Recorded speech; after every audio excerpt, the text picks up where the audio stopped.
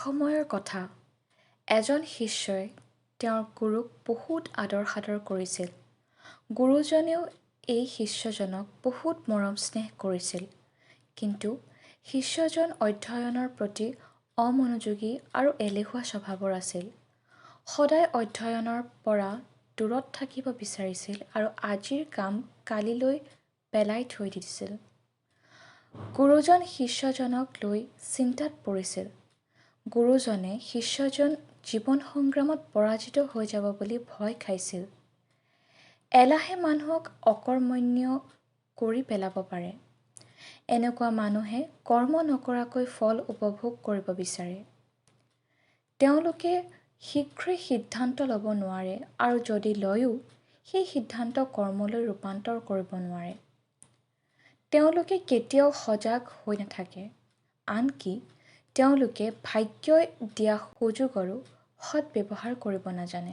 গুৰুজনে মনতে শিষ্যজনৰ মংগলৰ বাবে এটা বুদ্ধি সাজিছিল। এদিন এটুকুৰা ক'লা শিল শিষ্যজনৰ হাতত দি গুৰুজনে ক'লে, মই তোমাক এই যাদুৰ শিল টুকুৰা দি দুদিনৰ বাবে আন এখন গাঁৱলৈ যাম। এই শিলেৰে তুমি লোহৰ বস্তু স্পৰ্শ কৰিলে লোহবোৰ সোণলৈ ৰূপান্তৰিত হৈ যাব। কিন্তু মনত ৰাখিবা, দ্বিতীয় দিনা সূৰ্যাস্ত হোৱাৰ পাছতে শিল টুকুৰা মই তোমাৰ পৰা লৈ যাম। শিষ্যজনে এই সুযোগ পাই আনন্দিত হ'ল। কিন্তু এলেহুৱা হোৱাৰ বাবে শিষ্যজনে প্ৰথম দিনটো তেওঁৰ লগত বহুত সোণ থাকিলে কিমান সুখী হ'ব, কিমান ধনী হ'ব, তেওঁৰ চাকৰ বাকৰ কিমান থাকিব, তেওঁ পানী খাব বিচাৰিলেও উঠিব নালাগিব আদি কল্পনা কৰিয়েই কটালে। দ্বিতীয় দিনা যেতিয়া শিষ্যজনে ৰাতিপুৱা টোপনিৰ পৰা সাৰ পালে, তেতিয়া শিষ্যজনৰ মনত পৰিল যে আজি সোণ পোৱাৰ দ্বিতীয় আৰু অন্তিম দিন।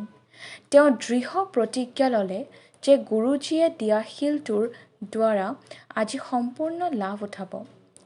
তেওঁ নিৰ্ণয় ল'লে যে বজাৰৰ পৰা ডাঙৰ ডাঙৰ লোহ কিনি আনিব আৰু সেইসমূহক সোণলৈ ৰূপান্তৰিত কৰিব।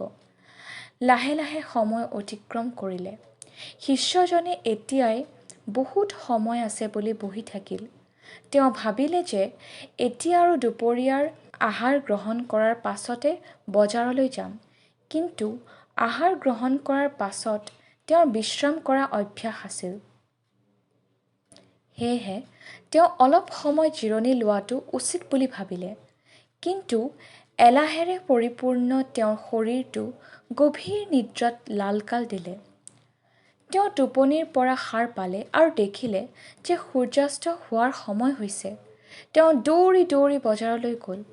কিন্তু যাই থাকোঁতে শিষ্যজনে ৰাস্তাত গুৰুজনক লগ পালে আৰু গুৰুৰ ভৰিত ধৰি শিলটো আৰু এদিনৰ বাবে তেওঁ ৰাখিব দিবলৈ অনুৰোধ কৰিলে।